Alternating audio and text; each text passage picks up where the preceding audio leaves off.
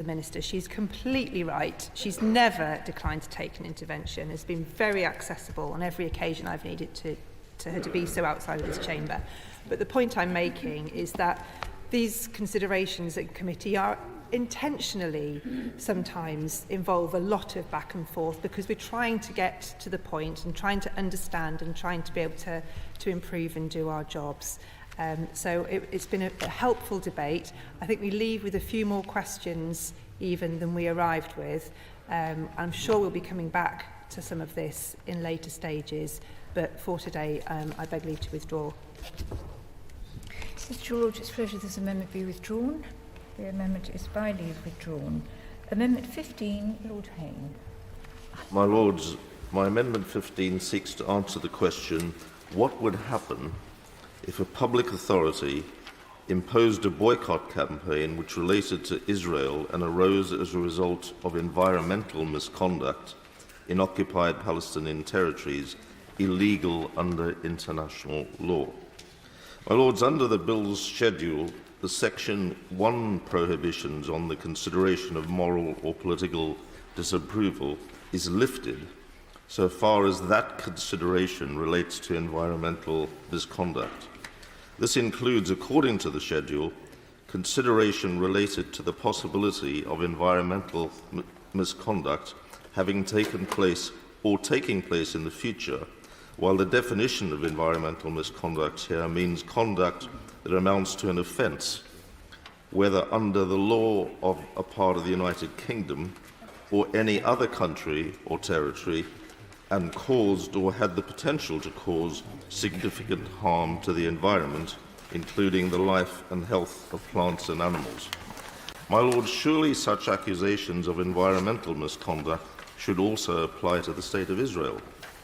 There's credible evidence that Israel is engaged in environmental misconduct, particularly through the actions of the Israeli Defense Forces in its occupation and military actions.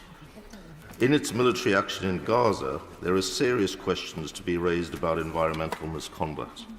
Dr. Saeed Bagheri, scholar of international law at the University of Reading, stated in January this year that there may be evidence, and I quote, to suggest that they, Israel, have acted contrary to the International Committee of the Red Cross position that the prohibition on inflicting widespread, long-term and severe harm to the natural environment is a rule of customary international law, end quotes. He added, and I quote again, the actions by the Israeli Defense Force in Gaza have left chemicals from white phosphorus weapons that could linger in the environment for years.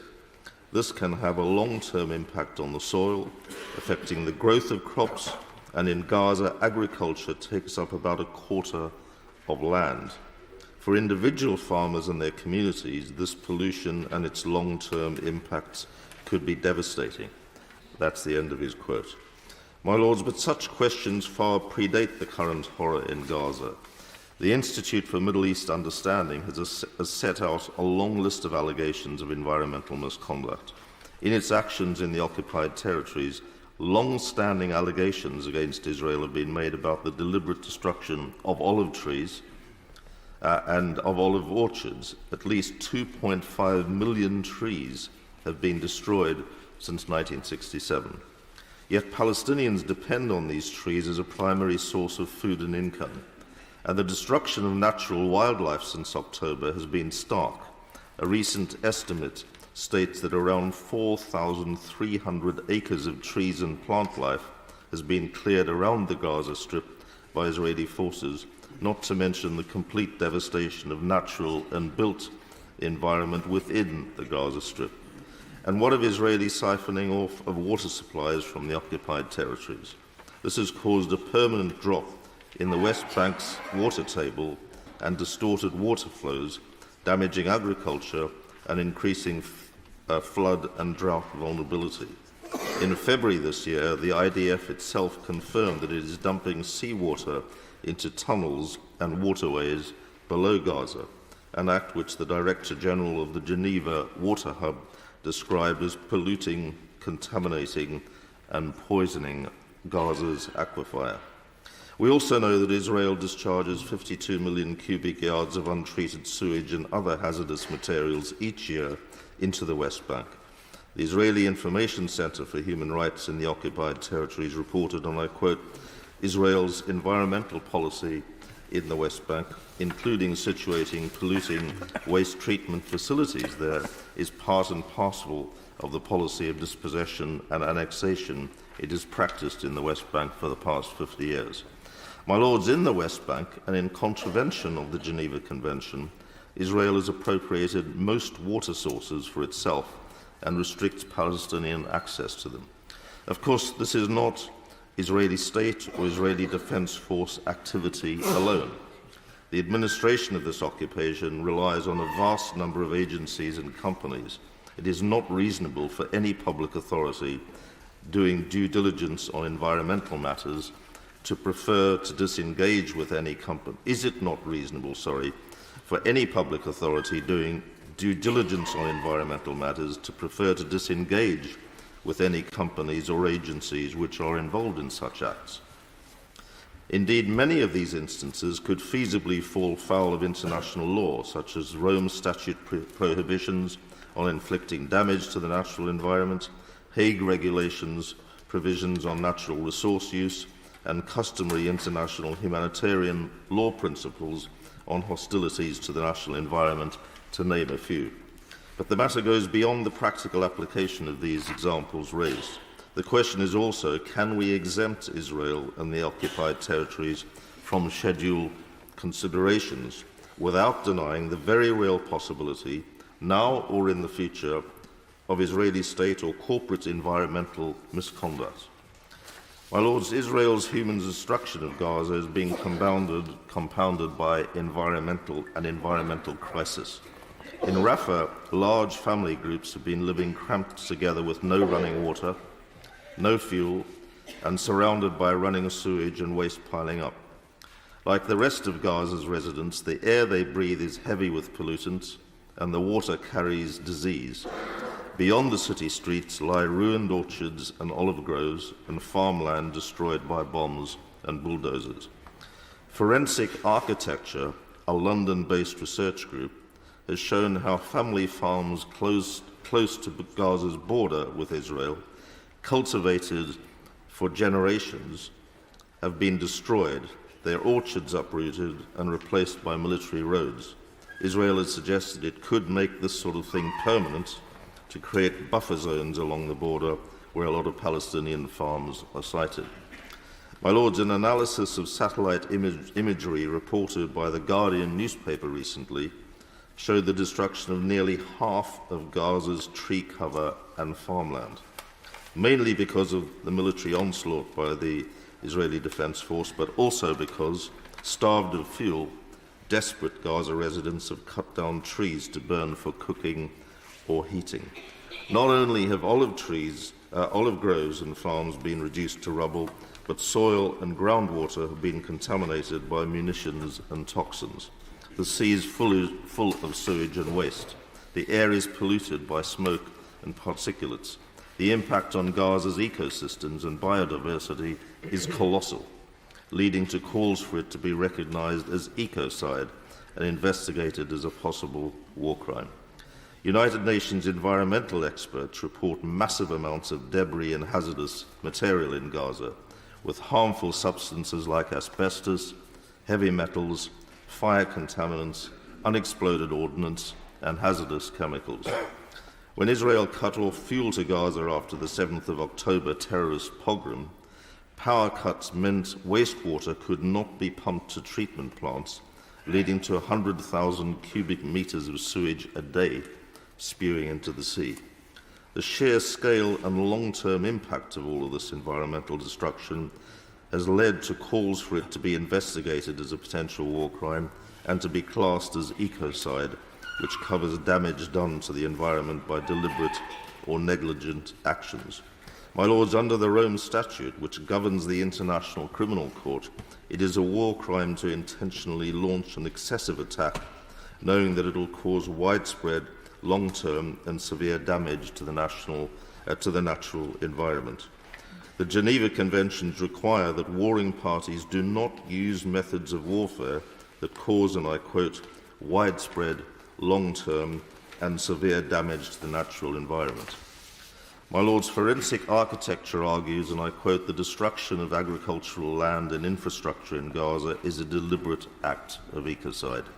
And so I put Amendment 15 to your Lordship's House with the intention of asking, how should a public authority act if it wishes to disengage with a company or enterprise which may be involved in acts such as these, which could amount to environmental misconduct under UK or international law, if that company is Israeli or if it engages in alleged misconduct overseen by the State of Israel?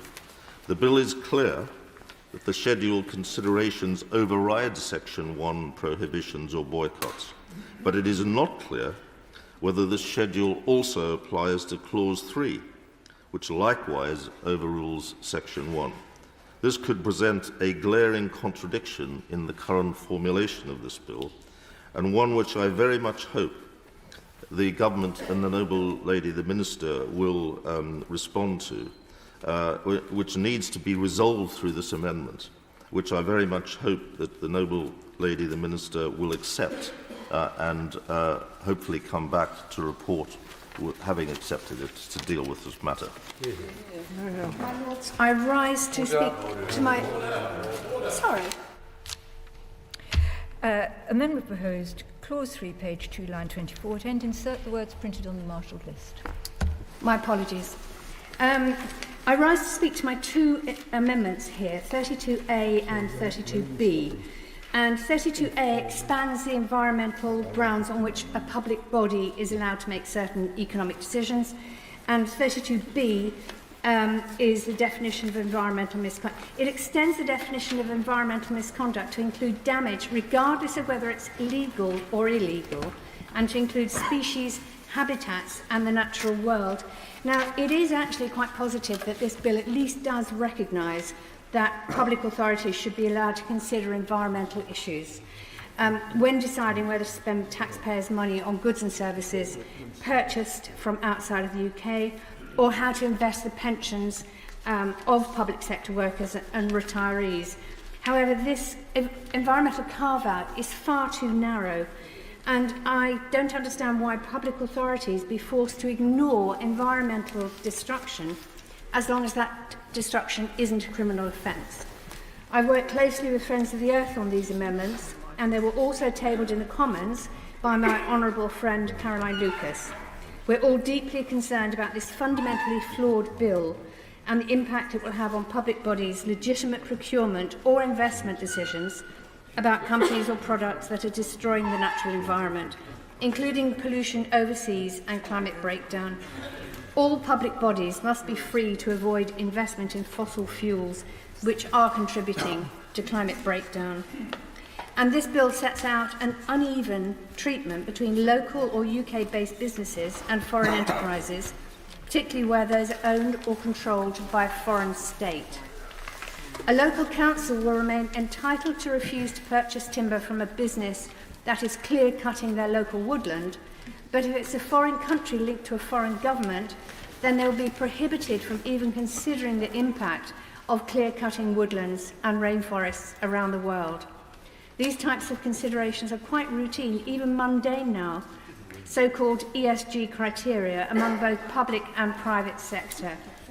So public authorities should be entitled to consider the same types of environmental issues that they would consider if they were interacting with a UK-based business. There's no justification for it to be any other way other than a totally misguided belief that the nature, land, air and water in the United Kingdom is inherently more valuable or deserving of protection than that existing outside of the United Kingdom. It does sound slightly colonial to me. Why has the government chosen to draft this so tightly so that the only environmental considerations are whether or not the environmental damage constitutes a criminal offence? I hope the Minister can see the glaring flaws in this approach and the obvious harms it will lead to. So I want to ask noble lords across the House, including the Minister, to work with us on this issue so that we can bring something that we can all support to report stage, because environmental crimes must not be set as a bar beyond which anything goes in terms of public procurement and the investment of public pensions.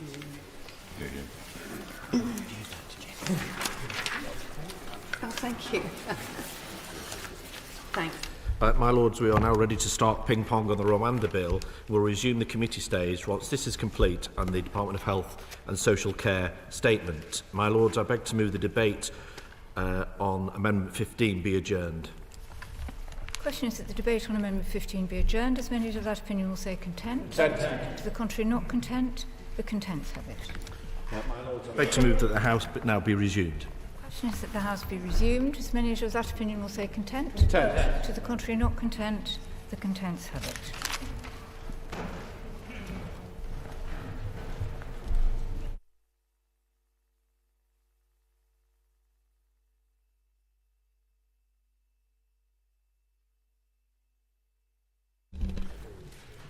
Message from the Commons that they disagree to the amendments made by the Lords to the Safety of Rwanda, Asylum and Immigration Bill, for which they assign reasons. My Lords, consideration of Commons reasons on the Safety of Rwanda, Asylum and Immigration Bill. Lord Sharp of Epsom. My Lords, I beg to move that the Commons reasons be considered forthwith. Order. My Lords, the question is that the Commons reasons be considered forthwith. As many of that opinion will say content. Content. To the contrary, not content. The contents have it. Motion A, Lord Sharp of Epsom. My Lords, I beg to move motion A, that this House do not insist on its Amendment 1D, to which the Commons have disagreed for their reason 1E. I will also speak to motions B, B1, C, C1, D and D1. My Lords, I am grateful to all noble Lords on all benches for their careful consideration of this bill. We have debated the same issues for some time, and it is of course right that the bill is properly scrutinised. However, the time has come to get the bill onto the statute book. My Lords, motion A1 relates to Lord's Amendment 1D in the name of Lord Coker, which seeks to make clear that on the front of the bill that the Act must have due regard to international law and specific domestic legislation. As I made clear yesterday, the government takes its responsibilities and international obligations incredibly seriously. The bill simply ensures that Parliament's sovereign view that Rwanda is a safe country is deferred to and binding in domestic law. This is to avoid systemic legal challenges frustrating removals. What it doesn't mean is that the bill legislates away our international obligations. There is nothing in the bill that requires any act or omission that conflicts with our international obligations. In relation to domestic law, I've set out in previous debates the provisions in the treaty which take account of the needs of children and those who are victims of modern slavery. Rwanda has a long history of supporting and integrating asylum seekers and refugees, having already hosted over 135,000 refugees and asylum seekers, including women and children, and has the necessary provisions in place to support those who are vulnerable. My Lords, turning to Amendment 3G in the name of the noble and learned Lord Hope. At this late stage in the passage of the bill, I fear I'm repeating much of what I previously stated, but it is important to make it clear and re-emphasise that we will only ratify the treaty in the UK once we agree with Rwanda that all necessary implementation is in place for both countries to comply with the obligations under the treaty. Article 24 of the treaty states that the treaty will enter into force on the date of receipt of the last notification by Rwanda or the UK that their internal procedures for entry into force have been completed. My Lords, both I and my noble and learned friend Lord Stewart of Dirleton set out yesterday the details of the internal procedures that are now in place and continue to be put in place. We have spoken at length during our many debates about the monitoring committee, and so I do not propose to reiterate again all the details which are clearly set out in the government's published policy statement. It is important, however, to point out again that the Joint Committee and the Independent Monitoring Committee will oversee the partnership and ensure the obligations under the treaty are adhered to in practice. This will prevent the risk of any harm to relocated individuals, including potential refoulement, before it has a chance to occur, and as I said yesterday, there will be an enhanced phase of monitoring. As I also set out yesterday, Article 4.1 of the treaty sets out that it is for the UK to determine the timing of a request for relocation of individuals under the terms of the agreement and the number of such requests made. This means that the government would not be obligated to remove individuals under the terms of the treaty if there had been, for example, an unexpected change to the in-country situation in Rwanda that required further considerations. Pausing removals to particular countries in response to any potential changes which may affect that country's safety and suitability for returns is the general approach the government takes across the board and will continue to take when looking to relocate individuals to Rwanda. Moving on to Amendment 6F in the name of the Noble Lady Baroness Chakrabarty. As clearly expressed by the other place on several occasions now, this is an amendment that the government simply cannot accept. It seeks to undermine the key measures of the bill and is completely unnecessary. We have made it clear that we cannot allow relocations to Rwanda to be frustrated and delayed as a result of systemic challenges on its general safety. In this context, the safety of a particular country is a matter for Parliament, and one in which Parliament's view should be sovereign. The evidence we have provided and the commitments made by the United Kingdom and the government of Rwanda through the internationally binding treaty enable Rwanda to be deemed a safe country. This bill makes it clear that that finding should not be disturbed by the courts. And turning to motion D, which relates to Amendment 10F in the name of the Noble Lord, Lord Brown. As I said yesterday, and I'll again reassure Parliament that once the UKSF ARAP review has concluded, the government will consider and revisit how the Illegal Migration Act and removal under existing immigration legislation will apply to those who are determined ARAP eligible as a result of the review, ensuring that these people receive the attention they deserve and that they have earned. The government recognised the commitment and responsibility that comes with combat veterans, whether our own or those who have shown courage by serving alongside us, and we will not turn our backs on those who have served. My Lords, I beg to move. The question is that motion A be agreed to. I wish to speak to motion B1 as an amendment to motion B, that at the end there be inserted the words and do propose amendment 3G as an amendment in lieu of amendment 3E. My Lords, I've asked for a further amendment in lieu to be put down because I believe I have raised important issues which need to be resolved before the bill passes through Parliament finally. As has been mentioned by the Noble Lord the Minister, the Act will come into force on the day on which the Rwanda Treaty enters into force. That means that your Lordships are being asked to say that as from that very moment, and without more, Rwanda is a safe country. But that is not all. Clause 2 of the bill states that as from that date, every decision maker, including the Secretary of State himself, must conclusively treat Rwanda as a safe country. That is so whether or not the treaty has been fully implemented and whether or not at some time in the future Rwanda ceases to be safe. The Secretary of State, just like any other decision maker, will be locked into the proposition that Rwanda is a safe country by the statute, with no room for any escape. It is no use, in other words, for his advisers to say that things still need to be done before all the protections and the systems that the treaty provides for are in place. Nor is it any use for his adviser to say that as these arrangements have broken down, Rwanda can no longer be considered safe. The Secretary of State is required by the statute to disregard that advice. He has no discretion in the matter. That's what the word conclusively in clause 2 means. Now, the Noble Lord, the Minister, has told your Lordship several times that the government are not obligated by the treaty to send anybody to Rwanda if the facts change. That may well be so, but that is not what the bill says. The Secretary of State is bound by the statute to ignore any such changes. He is required by clause 2 for all time conclusively to treat Rwanda as safe. Now, if the Noble Lord the Minister will forgive me, his position, his head is buried in the sand, like that of the proverbial ostrich.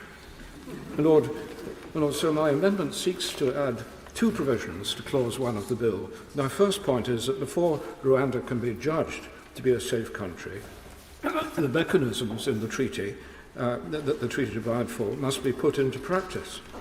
Ratifying the treaty is an important step, but that is not enough. As has been pointed out repeatedly, the situation on the ground is still being developed. The treaty must be implemented before Rwanda can be considered to be safe.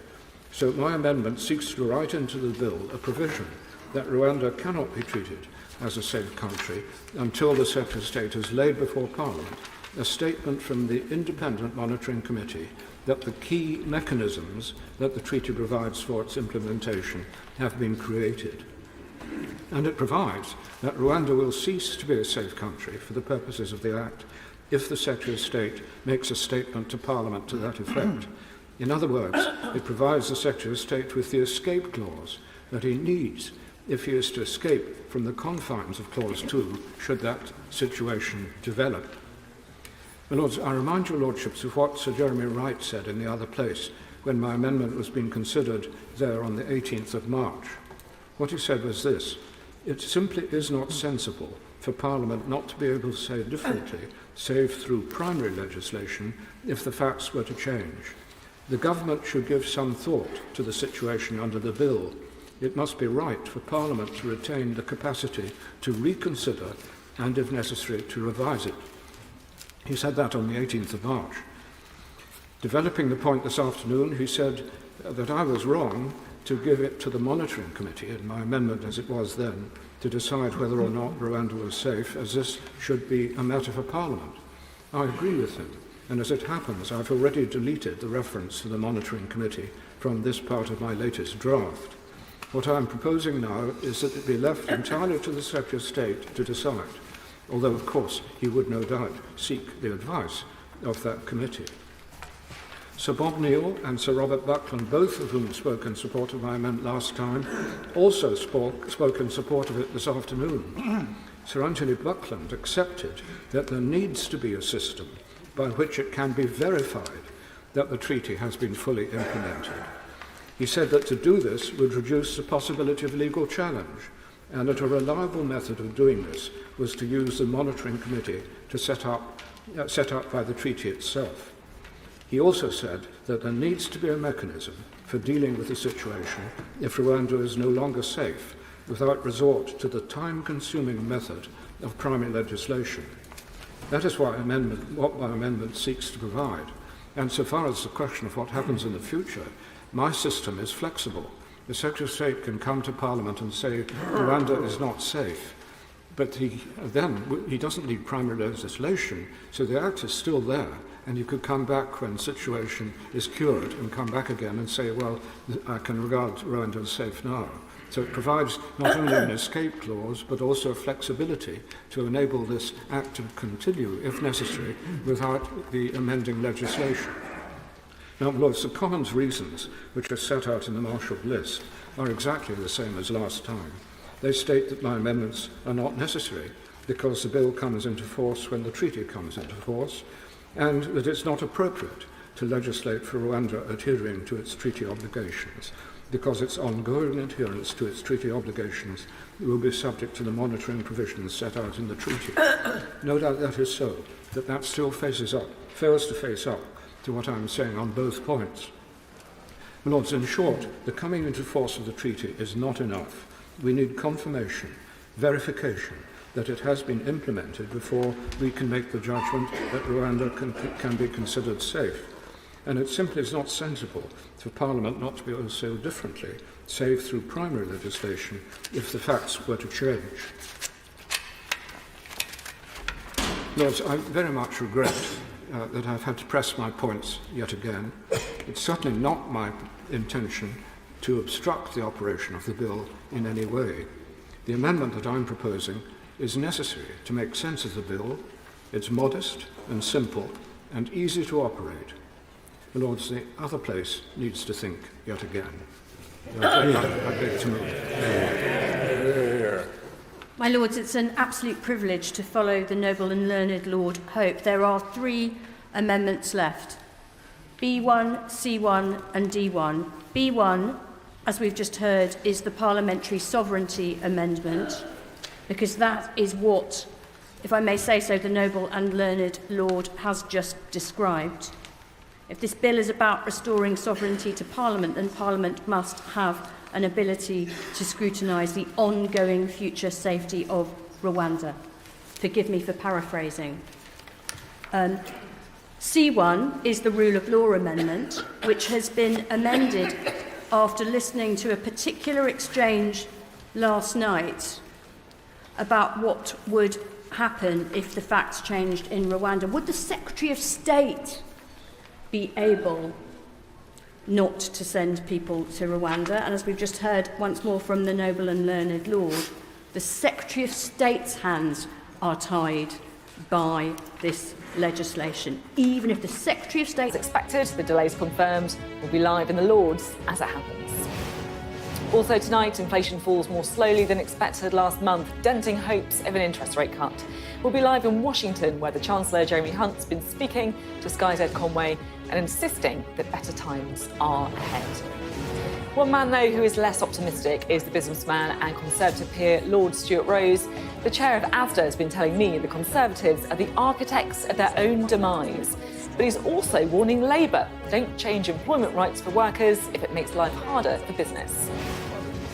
On the programme tonight, we'll also be live in Jerusalem after David Cameron holds talks with the Israeli Prime Minister and urges restraint. But is he being listened to? And as we wait to see when the Rwanda bill will make it over the line, we'll be casting our minds back with a quiz to when the government first announced its plan. All that and more with Roman Kishti and Josh Simons, who will be with us for the next hour. It's Wednesday, I'm Sophie Ridge, live from Westminster, and this is the Politics Hub.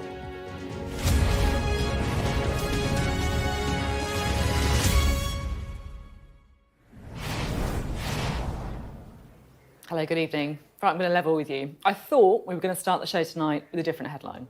I thought that finally, 2 full years after the policy was first announced, I'd be sitting here saying that the PM's flagship plan to send migrants who arrive in the UK on small boats to Rwanda had at last cleared its final parliamentary hurdle. But guess what? It hasn't. Instead, the Lords have reinserted 2 amendments. There had been talk that MPs might have to stay late tonight to force it through, but the latest we're hearing is that it now looks like they won't vote until Monday, and that means the parliamentary ping-pong continues. And yet I feel like I'm slightly losing my mind here. I don't know about you. I mean, we've been talking about the plan to send migrants to Rwanda for 2 years. No planes have taken off. A grand total of 0 people have been sent to Rwanda under this plan. And MPs, peers, and yet all the rest of us as well are stuck in this endless loop. When will we break out of it? Tonight? Monday? Never? At this stage, who the hell really knows? Well, no wonder the public are increasingly sceptical the Rwanda plan is going to happen at all. So all eyes on the Lords tonight. As peers are expected to vote on the Rwanda bill, we will be there live as those votes take place later in the show to work out what is going to happen. But first tonight, the economy.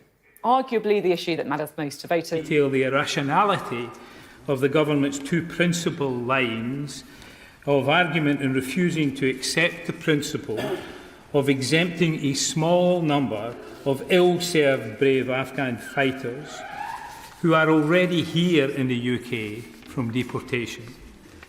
Rather, as this is the 5th time I have had to make a speech in your Lordship's House in support of a variant of this amendment, I shall refer your Lordships to columns 9, 06, 7 and 8 of the official report for yesterday. That's for those of you who are not already word perfect in my speeches on this. My Lords, since yesterday the halls of this Parliament and beyond have echoed to suggestions and in some cases reassurances that we, those who support this amendment, could expect a statement of assurance from the government about the fate of this small body of brave soldiers who fought with our forces in Afghanistan and are only in this dilemma, facing compulsory deportation to Rwanda because of our government's sclerosis, administrative shortcomings and possible venal dishonesty of some forces they served with, that has resulted in the wrongful refusal of the Arab status that they would have been awarded and would have included visas to them, thus enabling them to escape certain death, rather than compelling them to take irregular routes here in the first place. Assurances, my lords, with which, if they were bankable, our party and I would have engaged. Assurances, the promise of which is supported by credible evidence of high-level exchanges, but which were withdrawn this afternoon. I understand because of a political policy decision at number 10, which is reflected in a statement by the Prime Minister's spokesperson. I won't read it out to your lordships, but you can read it for yourselves. So we are now left, my lords, with the best and noble Lord the Minister, Lord Sharp, for whom I have a great regard, can offer. I will read to your lordship from column 901 yesterday what he repeated, the assurance he repeated today in his short introductory speech. It is as follows. I turn to motion F and amendment 10D. As we have set out before, the government recognise the commitment and responsibility that comes with combat veterans, whether our own or those who have shown courage by serving alongside us, and we will not let them down. Once again, I reassure Parliament that once the UKSF, the UK Special Forces ARAP review has concluded, the Government will consider and revisit how the Illegal Migration Act and removal under existing immigration legislation will apply to those who are determined ARAP eligible as a result of the review.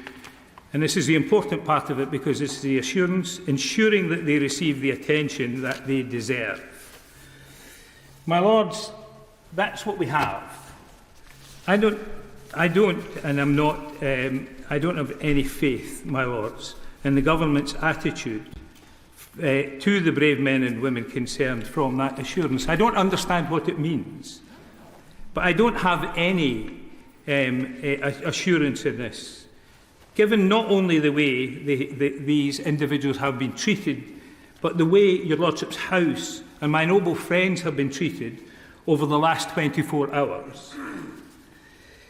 My lords, I also don't have any assurance in this, and I don't, because on the occasions in my life, both as a parent and as a practising lawyer and as a politician, in ensuring that people receive the attention that they deserve, it normally results in me scolding them, disciplining them, or telling them they were wrong and they will have to be punished.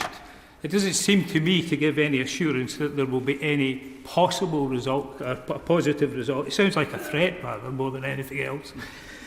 My lords, I said in conclusion in my remarks yesterday that now is the time to give these people the sanctuary their bravery has earned.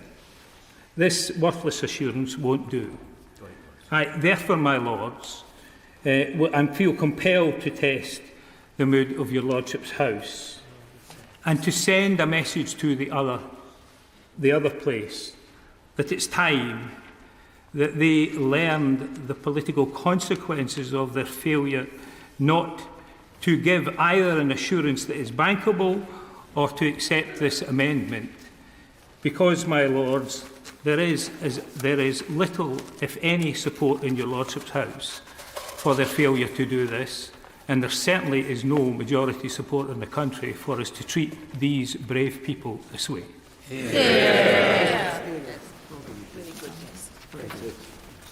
My Lords, I don't intend to repeat the arguments that were made yesterday in rationale for the two amendments which I understand are going to be pushed to the vote. Just simply to say this about the noble Lord Hope and learned Lord Hope's amendment.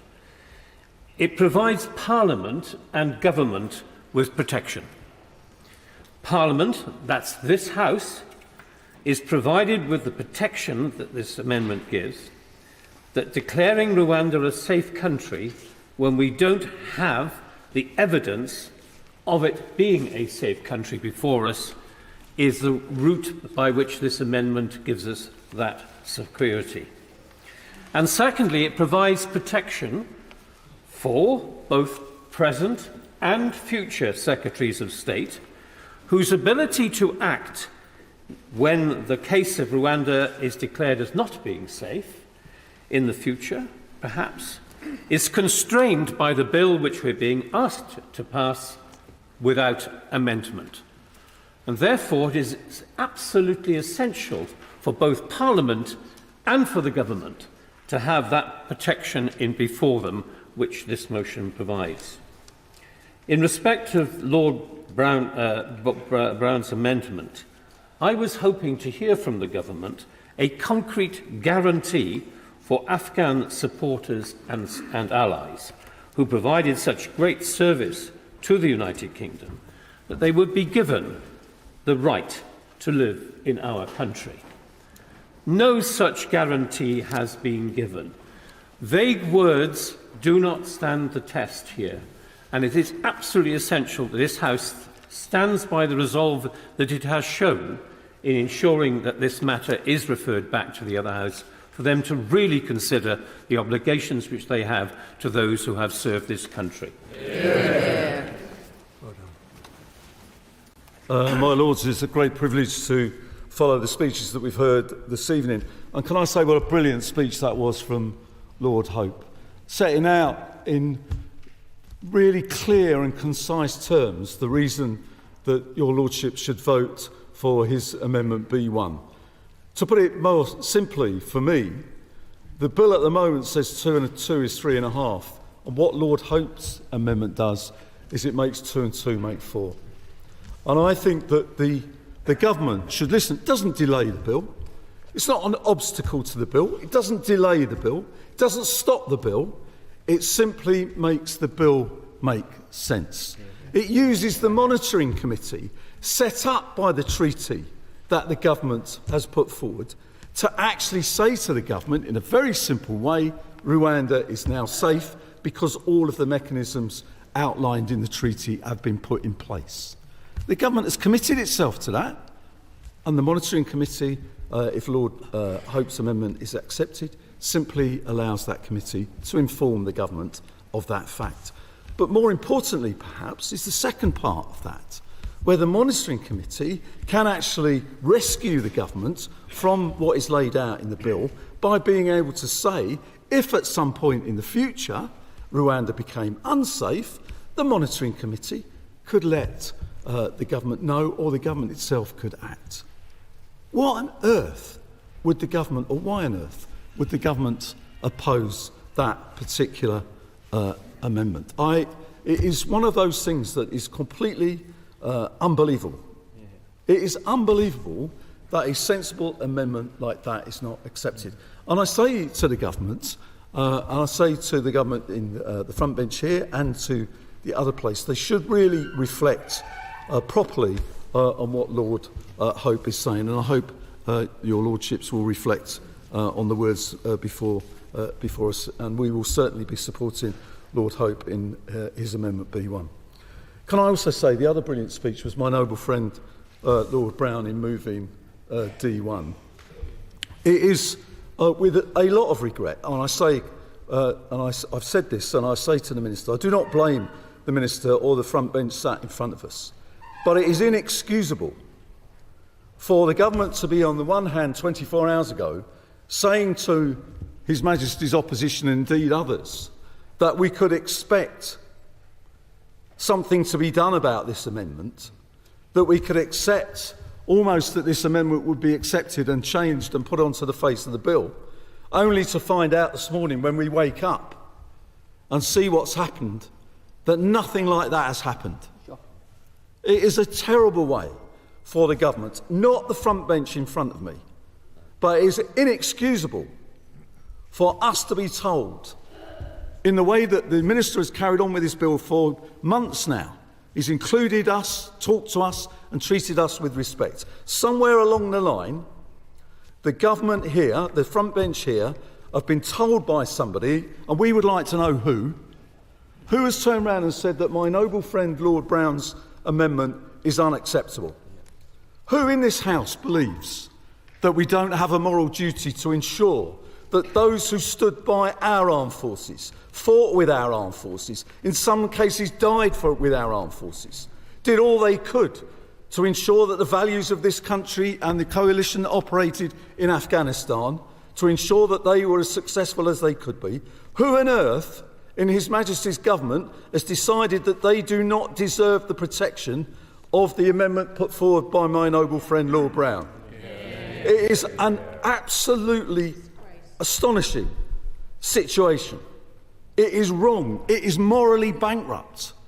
And the government has failed in its duty to protect those it promised to protect.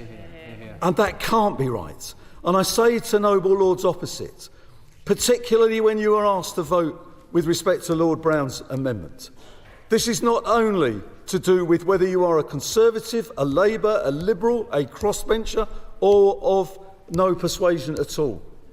It is a matter of standing up for the moral certainty of what His Majesty's government, of whatever colour, stands for. That when His Majesty's government gives their word to other countries, to those defending the freedoms and democracy and values that we care for, that they can trust that word. The government of today is breaking their word to those veterans, and that is what Lord Brown's amendment seeks to address. Lord Hope's amendment is important from a legislative and a moral point of view. Lord Brown's amendment speaks to what sort of country we are. It speaks to what sort of country we would expect others to, or we would want others to see us as.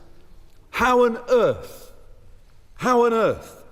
do we stand in the corridors of power of the various international institutions and have the moral certainty and moral position that we would all want? I finish with this point. I do not believe that the front bench sat in front of me agrees with their own government on this. I don't. But what they are asking, and their government is asking them to do, and all of their backbenchers sat behind them, is to vote for something which is morally bankrupt. To vote for something which goes against what we promised those who stood with us in Afghanistan, and we promised them that we would protect them. And we are not going to do that, because we are not going to pass Lord Brown's amendment if we send it to the other place and the other place doesn't give way. We are not going to exempt them from the provisions of this bill. That can't be right. It doesn't matter what political party you stand for. That can't be right.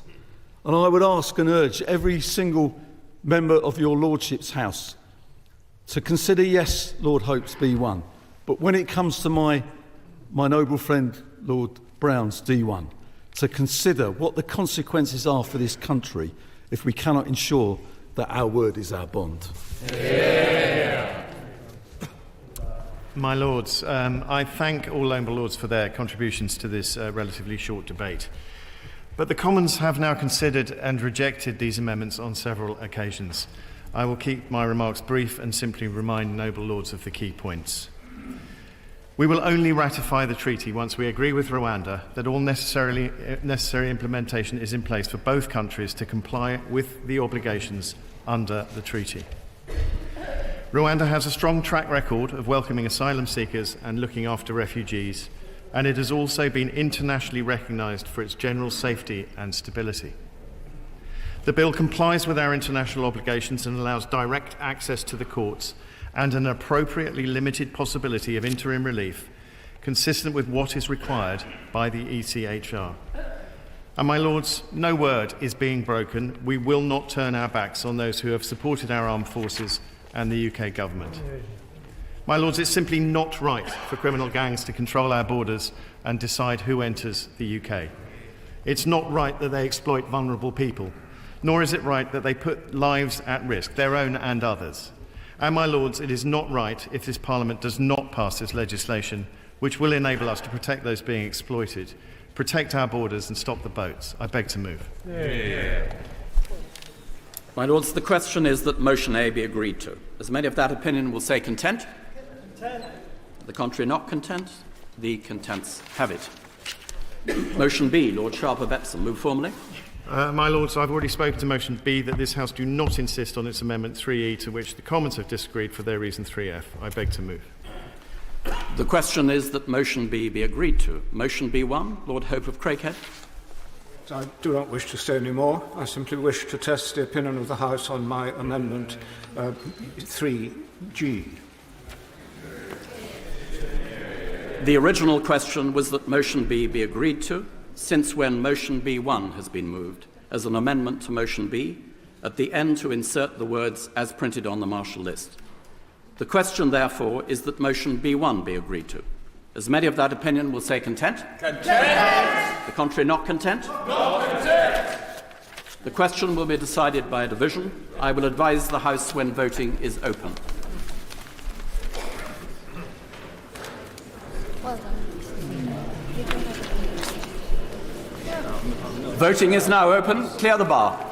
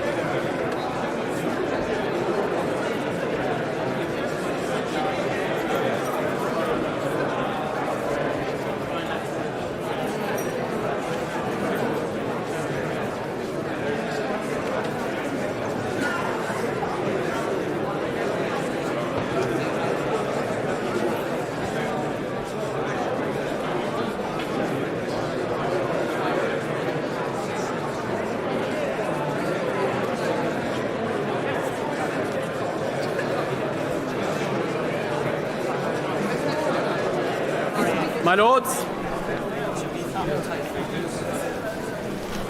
the question is that motion B1 be agreed to. As many of that opinion will say content? Content. Contrary not content? The contents will go to the right by the throne, the not contents to the left by the bar.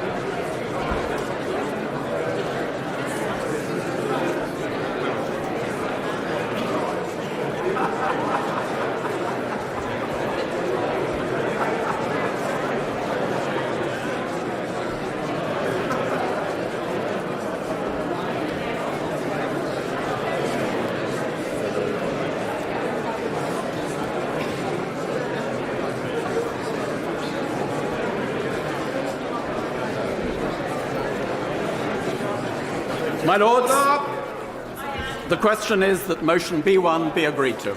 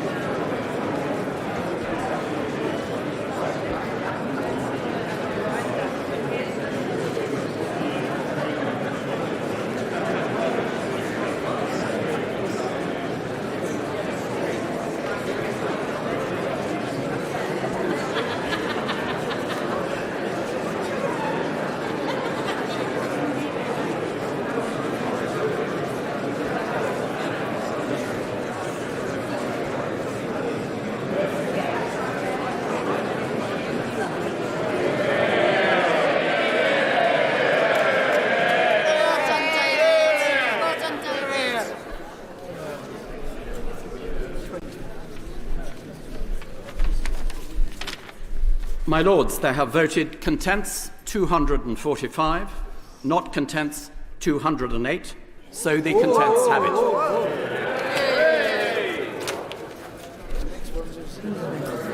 Motion C, Lord Sharp of Epsom. My Lords, I've already spoken to motion C that this House do not insist on its amendment 6D, to which the Commons have disagreed for their reason at 6E. I beg to move. The question is that motion C be agreed to. Motion C1, Baroness Chakrabarti. Not moved. The question, therefore, is that motion C be agreed to. As many of that opinion will say content. The contrary not content. The contents have it. Motion D, Lord Sharp of Epsom. My Lords, I've already spoken to motion D that this House do not insist on its amendment 10D, to which the Commons have disagreed for their reason 10E. I beg to move. The question is that motion D be agreed to. Motion D1, Lord Brown of Ladyson. My Lords, I beg to move motion D1. The original question was that motion D be agreed to. Since when motion D1 has been moved as an amendment to motion D, at the end to insert the words as printed on the martial list. The question, therefore, is that motion D1 be agreed to. As many of that opinion will say content? Content! The contrary not content? Content! The question will be decided by division. I will advise the House when voting is open.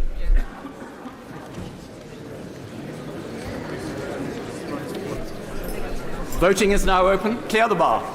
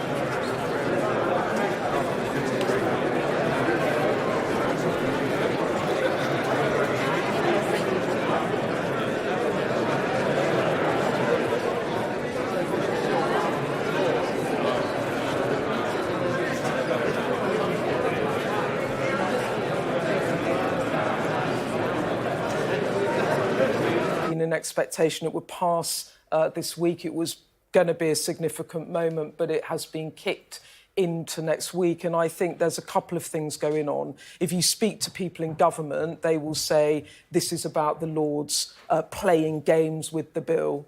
If you speak to some Conservative MPs, and Romy, I'd be interested to see what you say about this. There's some that say the government could have forced this through had they had late-night sit-ins of peers. We've seen that happen, and they sit all night to force the legislation through. And one senior Conservative saying to me that they think that the government is actually complicit, if you like, in delaying tactics because they're trying to avoid the day of reckoning on the bill not working. Beth's right, isn't she? They could have put it through, forced it through. Well, look, the reality is I want to get Rwanda done. And I think Conservative MPs across the board want to see this done. And therefore, if this is a key part of ensuring that our borders are secure and therefore deterrence, with regards to the application of Rwanda is key, then I agree with Beth. I think I'm not a government whip and I'm not the chief whip. I think the programme motion could easily, have ensured that we had a vote tomorrow because at the end of the day, the public want us to get on and get it done. And we want to do it. This lot, the Labour lot, have delayed.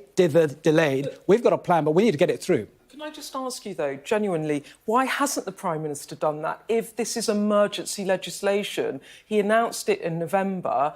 We were talking about this, Sophie, weren't we, before Easter, that it wasn't forced through at pace. Why haven't they done that? Well, what do you think? Look, I'm not the Prime Minister, but I can only assume the reason he may not have done it is with regards to say, look, I've given ample opportunity to the House of Lords to put forward their views on that. The House of Commons have put it through, but rather than being seen to have rushing through this important legislation, allow them the time to do it. But look, if you had asked me, I would have put it in tomorrow and I would have vote on it, and therefore we get those planes off and make sure that this policy, delivers what it needs to be delivering, which is deterrence. OK, thank you. There's something else on this to be said as well, Sophie, which is the second amendment, which we don't know if it will be passed yet, but that's about you remember the issue around Afghan interpreters? This is an amendment that says those who have helped the British government, British forces, if they are coming here and trying to claim asylum, that they should be exempt from being deported to have claims processed in Rwanda. Some talk about, had that amendment been accepted, maybe the Lords would have passed this through. So there's also some claims that perhaps the government, had they conceded on that, might have got it through tonight.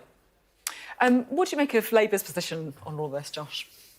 Well, before talking about Labour's position, it is important to underscore what a complete shambles this continues to be. I mean, everybody knows that MPs can sit very late into the night to get something done when the government wants to get it done, and they've chosen not to do that.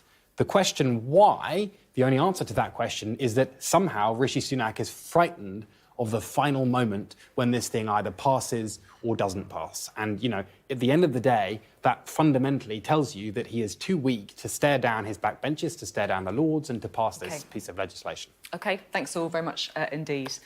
We will be coming back in just a few moments' time because you are watching the Politics Hub. Coming up. Almost 1 million private renters in England have been handed...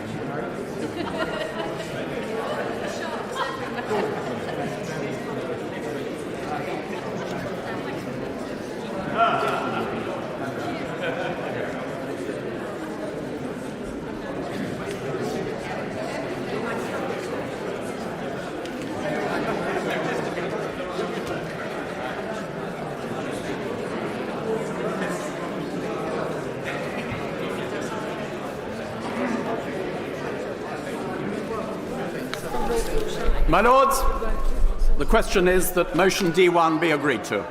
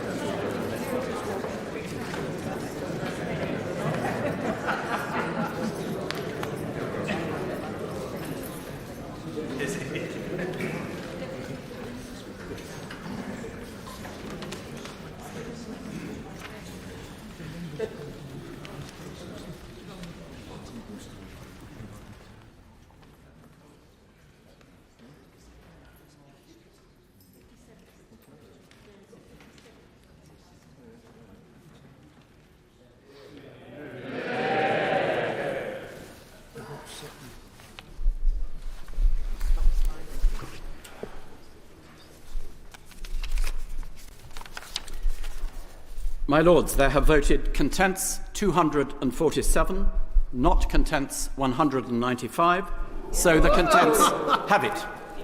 My Lords, we will allow a moment for the House to prepare itself for the next business.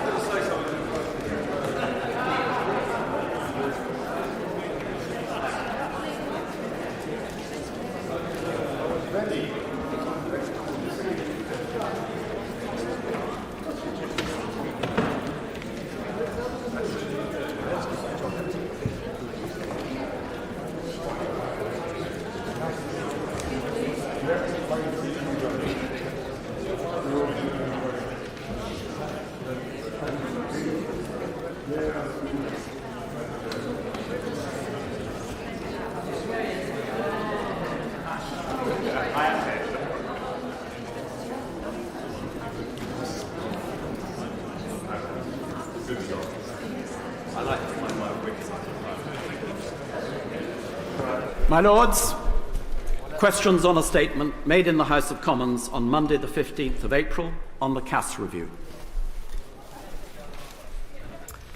My Lords, Dr Cass and her team are to be thanked for their rigour and their care with this report, in which they have navigated many complex and sensitive issues.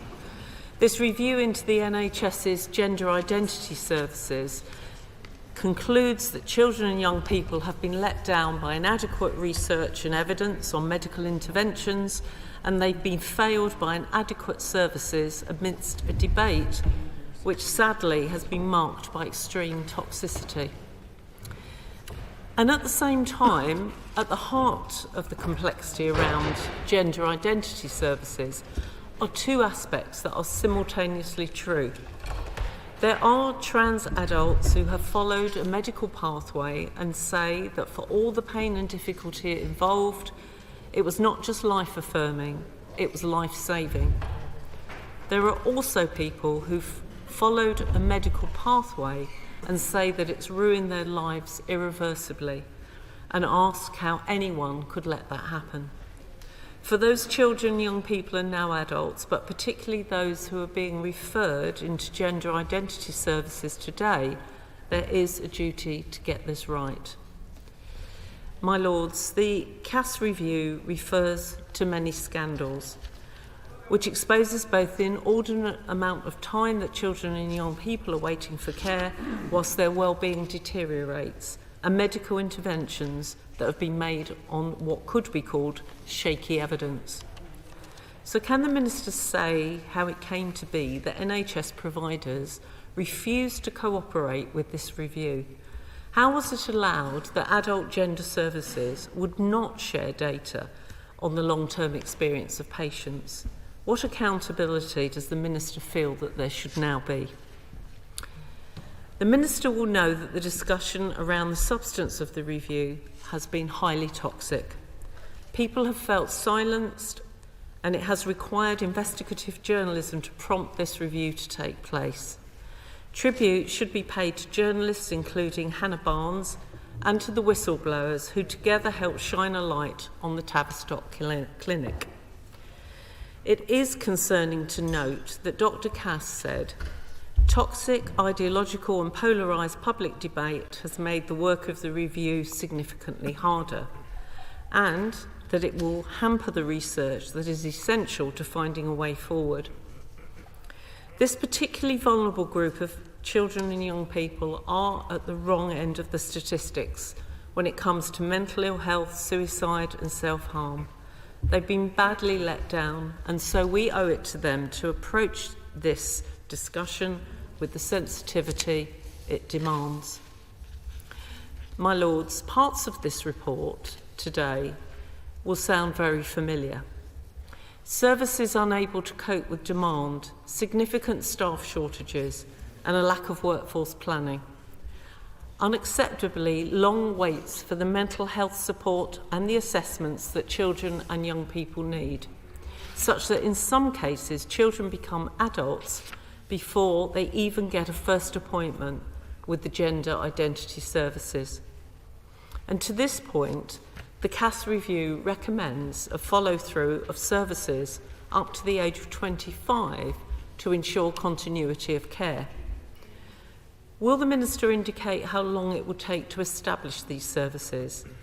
And could the Minister set out what plans there are to cut waiting times for assessments for mental health and neurodevelopmental conditions?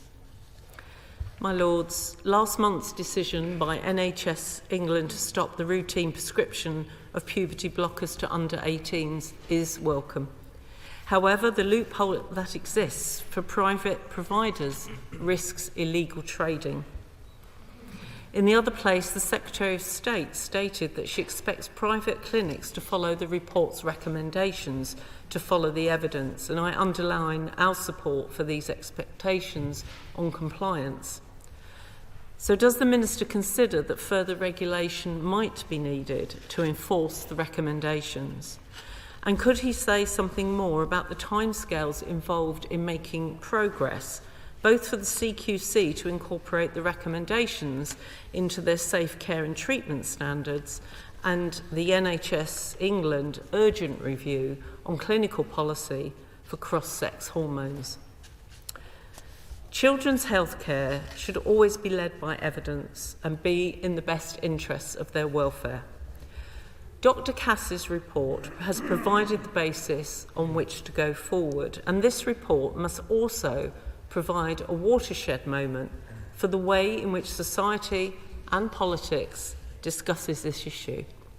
There are children, young people and adults, including trans children, young people and adults, who are desperately worried and frightened by the toxicity of this debate. And there are healthcare professionals who are scared to do their job and make their views known. I hope, my Lords, we can now put children's health and well-being above all else.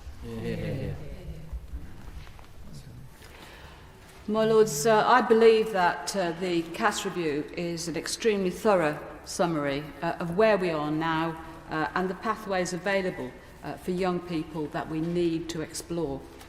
The most important point to make in this report is that it gives a way forward for young people and their clinicians who feel anxious and frightened because they find themselves at the centre of a political maelstrom.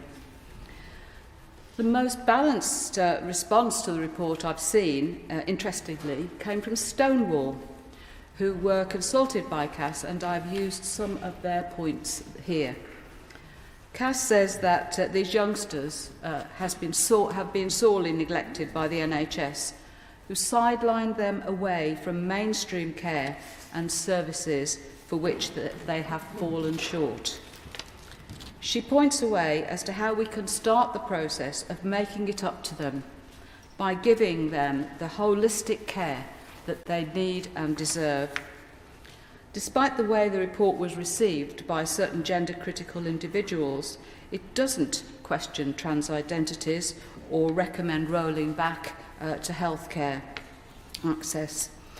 It doesn't say that puberty blockers are unsafe or dangerous, but it does say that there is insufficient and inconsistent evidence about some of the effects of puberty suppression. In addition, it notes that cross-sex hormones are a well-established practice that have transformed the lives of trans people and supports their use from the age of 16. Importantly, it doesn't at any stage suggest a ban on social transition for any age of child or young person, but recommends that it be done with the support of parents and clinicians. CAS says that gender incongruence is a result of a complex play between biological, psychological and social factors, of which social sexual orientation can be one of many. There are many factors, and there is no simple answer. For example, that young people are simply confused gay people, unhappy teenagers, or it's all the fault of social media. That's all too simplistic. But regrettably, this hasn't stopped the government from spinning its own version of who is to blame. For example, the statement by Secretary of State Victoria Atkins this week says that Tavistock clinicians almost always put children on an irreversible path to blocking puberty, then prescribing cross-sex hormones and onto surgery as an adult. This is not my understanding of the situation. In 2019-20, only 161 under-19s were referred by Gender Identity Development Services for puberty blockers, and it was estimated that only around 1 in 6 GIDS patients ended up being prescribed with puberty blockers. My lords, isn't the picture bad enough without painting something even worse? There are currently over 5,000 children on the waiting list for treatment. The NHS has confirmed that everyone currently on puberty blockers via the NHS, which is less than 100 children, will be able to continue them. But these children and any new recommendations for puberty blockers will not be prescribed unless they agree to take part in a clinical trial to properly test the effectiveness of puberty blockers.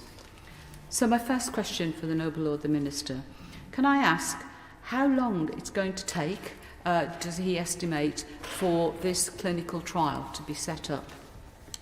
And speaking of waiting lists, I understand that it currently takes 3 years waiting for a child on the list to be even seen. So how will the trial ever be set up, except for the few on puberty blockers now, while the rest languish on waiting lists for years while their puberty seeps away? So my second question is, how long does the Minister estimate it will take? I've asked you that question. I won't ask you again. Sorry. Will the Minister not agree with me that it is time to make up this shocking treatment that has, or rather hasn't, been given to children by the NHS, and put them immediately on a par in priority with other NHS services? My lords, these are our children. They and the clinicians who want to treat them have been intimidated by the toxic environment that we all have helped to create. I've heard the Cass report described as a rock that we can now all cling to. We will never all agree about some quite fundamental issues regarding trans and the nature of trans, but we must never make our children suffer for it. We must never make our children pawns in a zero-sum game. We must rise above it and argue well, with more light than heat, to protect our children, who, after all, must be at the centre of all we seek to do. Minister. I thank the noble lords and baronesses for the important points and sensitivity raised today. Firstly, I want to echo the Secretary of State's thanks and gratitude to Dr. Cass and her team for undertaking a considered, comprehensive and courageous review into an extremely contentious area of healthcare. I mean, so much that I've heard officials describe to me it's probably the best report that they've seen in terms of excellence and thoroughness and sensitivity, and I would like to echo that. Since the NHS England commissioned the review in 2020, they've meticulously unpicked what went wrong, what the evidence really shows, and how to design a fundamentally different service that better serves the needs of children. The noble lords and baronesses will be aware why this review was commissioned, but I think it is worth repeating here. The statistics are startling. As recently as 2009, the NHS's sole gender identification development service at the Tavistock and Portland Trust received fewer than 60 referrals for children and young people, and just 15 for adolescent girls. Since then, demand has surged. In 2022, more than 5,000 children and young people were referred to gender identity clinics, and almost 3/4 were female. And the near uniform prescription of an irreversible medical pathway on the basis of sometimes very minimal evidence was imposed on these children and young people with complex needs without full and thoughtful consideration of their wider needs, including neurodiversity, trauma, mental health conditions, or who they loved.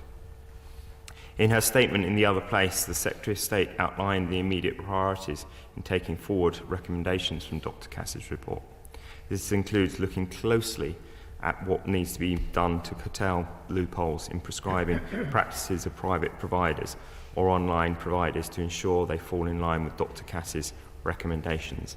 And so to answer Baroness Merron's question, the CQC are on this and have made this clear to all providers straight away.